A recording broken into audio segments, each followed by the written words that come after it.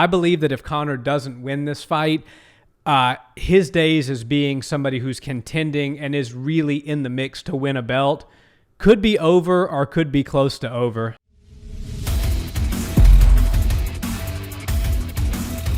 What's up, Barnhill family? Welcome back to the channel. Yeah.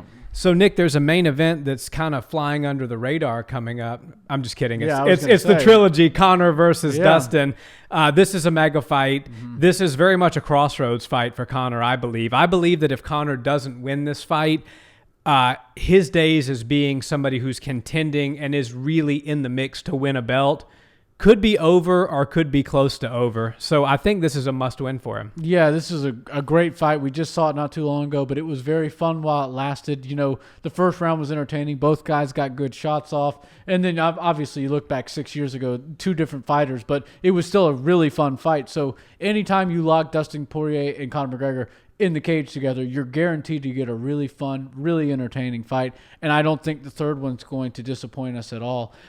You did say flying under the radar, and while it's not, especially for us fight fans, Conor has been a little bit quieter throughout this camp, and it seems like he's really honed into his training, and he's not the nice guy that he was for Conor 2, but he's also not the guy from Conor 1 or Conor Dustin 1. The Dustin P head Conor. Yeah, exactly. And he's kind of right in the middle. So there's three different approaches that he's clearly taken on all different fights with Dustin Poirier. And I'd like to see this one, be a little bit more aggressive and competitive. And, when you're, hugging and sharing hot sauce and liquor bottles and stuff like that, to me, while it is fun, it is nice to see the two friends get it on. It's not like a real fight. It's not like a real Conor fight. Right, yeah. And really any fight. You don't want to see two guys that are really cool with each other before and after the fight throw down. It doesn't make for as compelling of a story. Think about it just like a movie or something like that. If there's a really good guy, there needs to be a really bad guy. You can't have two really good guys hanging out. Like, it just doesn't make for as good of a story. So I hope maybe they get a little bit vicious as the fight comes. Maybe the press conference will be fun. Hopefully the embedded shows us a little bit of a look inside to what's going on inside the minds of Dustin Poirier and Conor. Yeah, and as Uncle Chael says, and I think he says it best, you need conflict and you need conflict resolution. Right. We had the conflict resolution in the second fight. We didn't really necessarily have the conflict, and I'm not saying that conflict needs to rise to the level of disrespect or anything like that. We saw some dark moments with Conor and Khabib when they had their fight, and I don't ever really want to see that Conor again or that side of him. But I think that, he did seem like the guy that invited Dustin, win, lose, or draw, to come back to his mega yacht with his family and smoke a cigar on the back deck at the end of the fight. I don't want to quite see a Conor that's that nice. Yeah. Maybe not quite as bad as the Khabib, maybe somewhere in the middle. And as you said, I think he has kind of found it. But getting into the actual X's and O's of this fights, it's kind of a broken record. I think Conor's chances are best early. Mm-hmm. Dustin Poirier is a guy who outlasted Max Holloway. Yeah. Who does that? He went all 5 rounds with Max Holloway and won a very tough decision. I don't think Conor McGregor at this stage in his career could go all 5 with Max and get his hand raised at the end. I think he could probably knock Max out, maybe find a creative way to stop him, but I don't think he could outlast people that Dustin is outlasting. Dustin Poirier's gas tank is vastly underrated. Yeah. Dustin Poirier is a cardio machine. I think he's coming in well prepared. He's prepared for 5. And Dustin can take a punch, too. I mean, you think about the Dan Hooker fight. Dustin's a tough, durable guy. Conor's very powerful. Something's going to have to give here. But I really think Conor's chances start to diminish after the third, because we've seen him fatigue, and I know that's a common Conor talking point, but I think it's a legitimate enough one to bring up. I think after the third round, the fourth and the fifth round, Conor McGregor is not the guy that he is in the first 3. Yeah, and it might even be earlier than that. Once you see Conor reach about the midway through the second round, he starts to gas a little bit, and that's just human nature. You can't change an explosive person's personality when they're fighting. They're going to come at you, but even the best sprinters can only sprint for so long. So Conor has that style where he's got really great power and he's really hard to deal with for the first 5 minutes and then trickles into the second round a bit. But if you start to do your thing and implement your game plan on him and it starts working, then you can really start to break his will down and you know, that old homage that a rich man can't fight is. I don't want to fully buy into it. I do see where that has a valid point for sure. But I think Conor is able to, you know, create his own adversity and his own difficulty and stress and strain and try to, you know, give his absolute best in all these performances. But, you know, this is bigger than just a single fight for him. This is a career move. And like you said, I think there is a lot riding on this one because what Conor was selling at one point in his career wasn't just that he's this knockout artist. It was almost like a cloak of invincibility. Yeah. Not invisibility, but invincibility. Like you can't beat him. Yeah, there's a couple losses on his record, but we didn't see those happen. And you know, if we didn't see him happen, then they might as well have not happened. You don't really remember. You just see him on a tear. And it almost seemed like he was like a magical, out of world creature. And then we see him lose. And then we see the human side of him. And then we see him lose again. And we're like, okay, well, we'll give him a little slack. It was to Floyd Mayweather. And okay, well, it was to Khabib. Nobody beats Khabib. Or it's at 170, you know? Right. There's always these things. But now this is his weight class. 55 has been his weight class for a long time. Even before the UFC, he was bouncing from 45 and 55. 55 is where his frame is. Dustin Poirier is an old foe for him.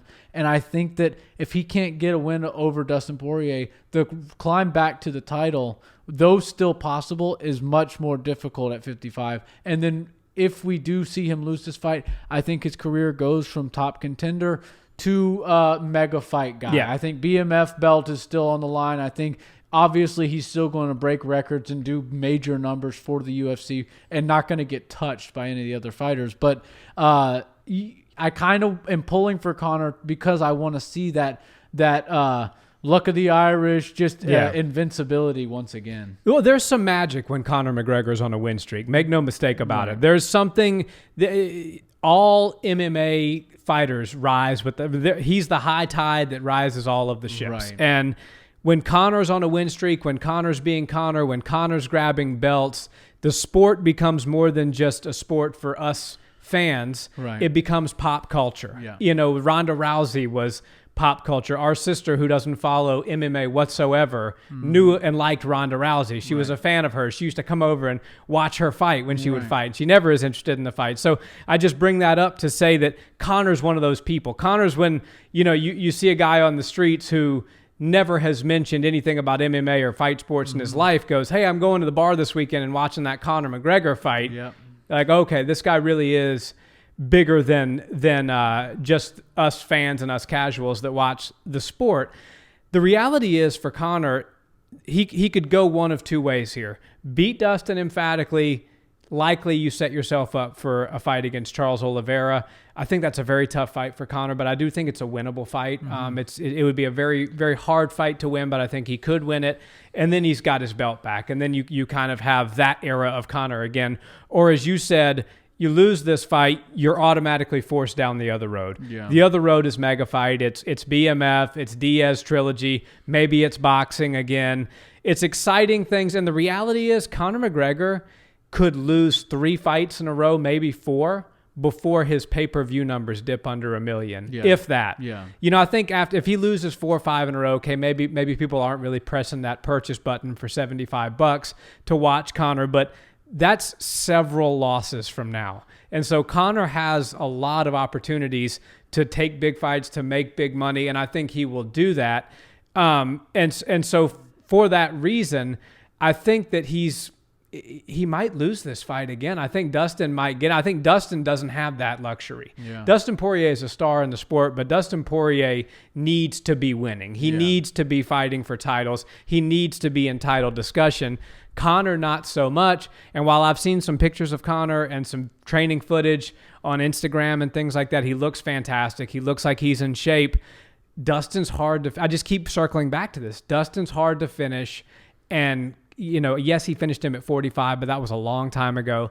And Conor tends to fade towards the end of the fight, and Dustin's just getting started in rounds 3, 4, and 5. So I think that Conor will address the stance. He won't come out in that super heavy on his front leg boxing stance. I think we'll see him a little bit lighter on his feet. I think he might hurt Dustin. He might even take him out.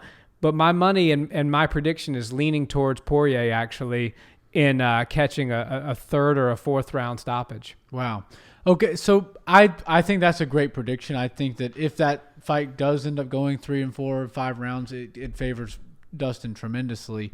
But if I was Conor right now, I would, because you're right about Dustin Poirier. He is tough as nails. If I was Conor, I would be turning on the mode. And you saw a little bit with the charity thing, and that kind of created a little bit of animosity. Although it's not that bad, it's something. You're giving us something.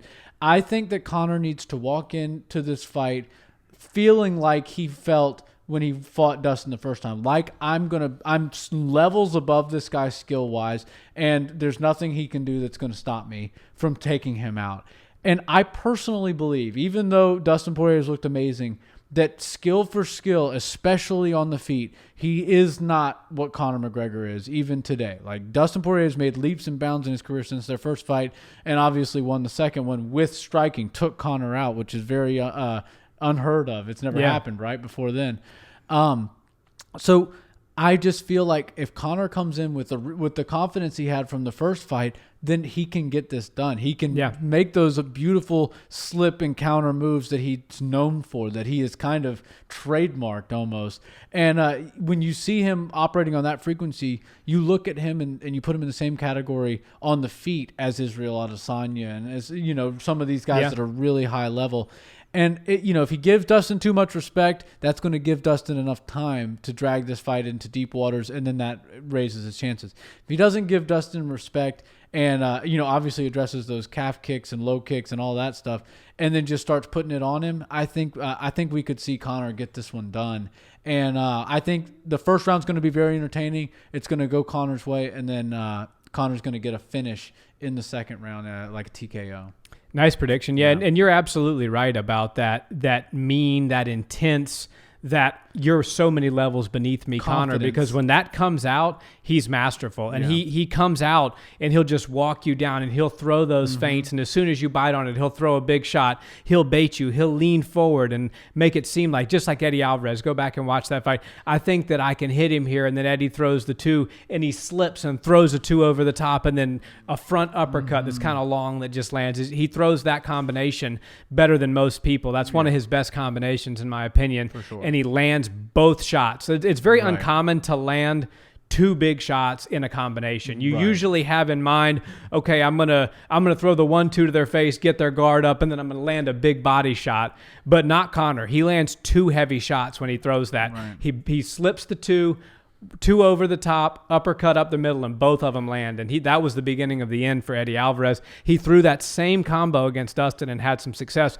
So I think that you're right. He can land that. He's got that power. Conor McGregor is a very, very good striker. You mentioned Israel Adesanya, and it might seem a little far-fetched now, but there was a time in the not-so-distant past that Conor McGregor was touted as the best striker in MMA. Yeah. And obviously most people, the general consensus is that it's Izzy now, and I think rightfully so. But Conor McGregor was the guy not too long ago, and maybe we can see some of that again. And I'm just super excited for this fight. I think while I do predict a finish and you predict a finish, I'm predicting it to be a good fight and a back-and-forth fight. Well, yeah, like we were saying in the beginning of this video, every single time Dustin and Conor get together, it's something really entertaining. Yeah. And it goes from the press conferences that they used to do where Conor was kind of just tooling with him, and then it goes to the fights. It was really entertaining for the one round. And then the second go around, it was really nice. You got to see 2 guys be, grown men together, and that was fun. And then the fight was really fun. Now I just don't see how they can't deliver on this one. I think that there's a lot of pressure on both guys to win this fight, and I think that they're going to make this a very memorable night for UFC fans and fans of fighting all over the world. Oh, yeah, and I can't wait to break down this whole card. This whole man. card is fantastic. It really is. Guys, stay tuned for a predictions video for the full main card because it's just too good not to do one. And thank you for watching this video. As always, Nick and I really appreciate it. We just crossed that 1,000 subscriber mark, so we're going to be putting out some more content, some different content for you guys, that features that weren't available to us prior to hitting that 1,000 mark. And we just want to say thank you again. You guys watching our videos and commenting is what brought us there. So if you did enjoy this video, we do appreciate a like, comment, and subscribe. And if you listen to audio podcasts, check us out there as well. Have a great day, guys. Peace.